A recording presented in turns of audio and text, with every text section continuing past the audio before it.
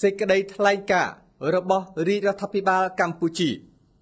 រាជរដ្ឋាភិបាលកម្ពុជាបានអនុវត្តយ៉ាងខ្ជាប់ខ្ជួននៅគោលនយោបាយការបរទេសដែលចាក់ឫសក្នុងសន្តិភាពមិត្តភាពនិងកិច្ចសហប្រតិបត្តិការជាមួយប្រជាជាតិនានាជាពិសេសជាមួយប្រទេសជិតខាងមានព្រំដែនរួមដែលត្រូវបានបែងចែកឡើងតាំងពីអំឡុងសម័យអាណានិគមបារាំងចាប់តាំងពីទទួលបានឯករាជ្យមកលើកលែងតែក្នុងរបបប្រល័យពូជសាសន៍ខ្មែរក្រហមមួយប៉ុណ្ណោះកម្ពុជាបានប្រកាន់ខ្ជាប់ជានិច្ចនៅការបដិញ្ញាចិត្តរបស់ខ្លួនក្នុងការប្រែក្លាយព្រំដែនរួមទាំងនេះទៅជាតំបន់សន្តិភាពមិត្តភាពកិច្ចសហប្រតិបត្តិការនិងការអភិវឌ្ឍដំណើរជាតិរបស់យើងតែងជួបការប្រឈមជាច្រើនប៉ុន្តែកម្ពុជាតែងផ្ដល់អាទិភាពដល់ការដោះស្រាយរាល់បញ្ហាព្រំដែនដោយសន្តិវិធីទោះបីជាខណៈខ្លះប្រឈមនឹងភាពតានតឹងនិងការបាត់បង់គួរឲ្យសោកស្ដាយ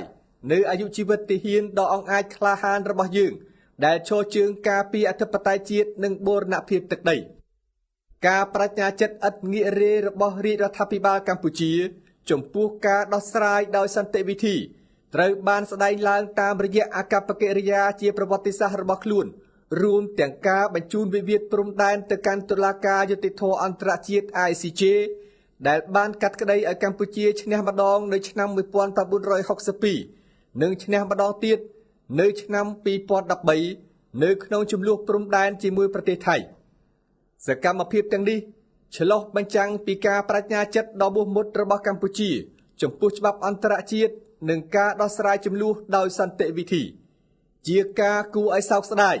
ដែលនៅព្រលឹមថ្ងៃទី28ខែឧសភាឆ្នាំ2025វេលាម៉ោងប្រមាណ 5:30 នាទីព្រឹក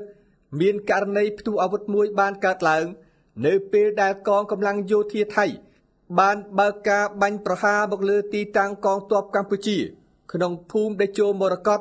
ឃុំមរកតស្រុកជាំខ្សានខេត្តព្រះវិហារដែលជាតំបន់ត្រូវបានទទួលស្គាល់ថាជាប៉ុស្តិ៍យោធាកម្ពុជាជាយូរមកហើយការផ្ទុះអាវុធនេះបានបណ្ដាលឲ្យទាហានខ្មែរម្នាក់បាត់បង់ជីវិតយ៉ាងអាណោចអាធមរាជរដ្ឋាភិបាលកម្ពុជាបានធ្វើការតវ៉ាជាផ្លូវការប្រឆាំងនឹងការប្រើប្រាស់កម្លាំងដោយគ្មានមូលហេតុនេះដែលជាការរំលោភយ៉ាងធ្ងន់ធ្ងរមកលើអធិបតេយ្យបូរណភាពទឹកដី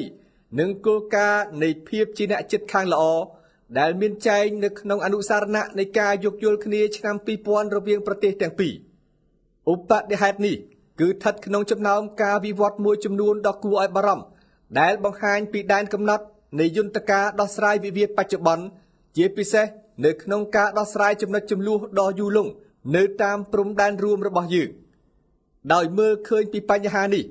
និងដើម្បីផលប្រយោជន៍នៃការធានាបាននៅដំណោះស្រាយមួយដោយយុត្តិធម៌មិនលំអៀងនិងយូរអង្វែងនៅថ្ងៃទី2ខែមិថុនាឆ្នាំ2025រាជរដ្ឋាភិបាលកម្ពុជាបានសម្រេចបញ្ជូនវិវាទនៅតំបន់ដែលមានភាពរសើបចំនួន4គឺតំបន់មុំ3ប្រាសាទតាមាន់ធំប្រាសាទតាមាន់តូចនិងប្រាសាទតាក្របីទៅតុលាការ ICJ នៅទីក្រុងឡាអេតំបន់ទាំង4នេះនៅតែមិនទាន់ដាច់ស្រេចនិងមានភាពរសើបជាយូរយារណាស់មកហើយដែលអាចបង្កនៅភាពតានតឹងកាន់តែធ្ងន់ធ្ងរប្រសិនបើមិនមានការដោះស្រាយនោះទេការសម្រេចនេះទទួលបានការគាំទ្រជាឯកច្ឆន្ទពីសមាជរដ្ឋសភានិងព្រឹទ្ធសភាលើកទី1នៅថ្ងៃដដែលនោះស្របពេលនៃការបន្តស្វែងរកដំណោះស្រាយផ្លូវច្បាប់នៅតុលាការ ICJ រាជរដ្ឋាភិបាលនៅតែបដិញ្ញាចិត្តបន្តការសន្ទនានិងច្រកការទូតកម្ពុជានឹងបន្តចូលរួមរកដំណោះស្រាយតាមរយៈក្របខ័ណ្ឌទ្វេភាគីដែលមានស្រាប់ហើយនឹងធ្វើជាម្ចាស់ផ្ទះនៃកិច្ចប្រជុំនៃគណៈកម្មការចម្រុះខណ្ឌសីមានិងបោះបង្គោលព្រំដែនគោក JBC នៅថ្ងៃទី14ខែមិថុនាឆ្នាំ2025នៅរាជធានីភ្នំពេញទោះជាយ៉ាងនេះក្តីដោយសារមានការបញ្ជូនវិវាទខាងលើទៅតុលាការ ICJ នោះករណីតំបន់ទាំង4ខាងលើ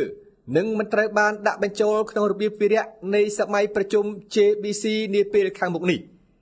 កម្ពុជាសង្ឃឹមថាប្រទេសថៃនឹងសហការបញ្ជូនសំណុំរឿងនេះទៅតុលាការ ICJ ក្នុងស្មារតីយុត្តិធម៌កសាងទំនុកចិត្តមិត្តភាពយូរអង្វែងនិងភាពជាអ្នកជិតខាងល្អកម្ពុជាបានត្រៀមខ្លួនបន្តកិច្ចដំណើរការនេះដោយឯករាជ្យម្ចាស់ការក្នុងករណីដែលមិនមានកិច្ចសហការណាមួយ រាជរដ្ឋាភិបាលកម្ពុជាសូមអំពាវនាវដល់ប្រជាពលរដ្ឋខ្មែរទាំងអស់ពិនិត្យដំណើរការនៃការស្វែងរកដំណោះស្រាយបញ្ហានេះដោយស្ងប់ស្ងាត់អត់ធ្មត់និងសូមកុំធ្វើឲ្យបញ្ហានេះក្លាយជាបញ្ហានៃអារម្មណ៍ជាតិសាសន៍ឬជាតិនិយមជ្រុលកម្ពុជាសូមគូសបញ្ជាក់ចំពោះសារៈសំខាន់នៃការរក្សាទំនាក់ទំនងជាប្រក្រតីជាមួយប្រទេសថៃជាពិសេសក្នុងវិស័យពាណិជ្ជកម្មទេសចរណ៍និងកិច្ចសហប្រតិបត្តិការទូលំទូលាយលើវិស័យផ្សេងៗទៀតដើម្បីផលប្រយោជន៍ទៅវិញទៅមកសម្រាប់ប្រជាជនរបស់យើងទាំងពីរថ្ងៃពុធ9កើតខែជេសឆ្នាំម្សាញ់សប្តាហ៍ស័កពុទ្ធសករាជ2569ធ្វើនៅរាជធានីភ្នំពេញថ្ងៃទី5ខែមិថុនាឆ្នាំ2025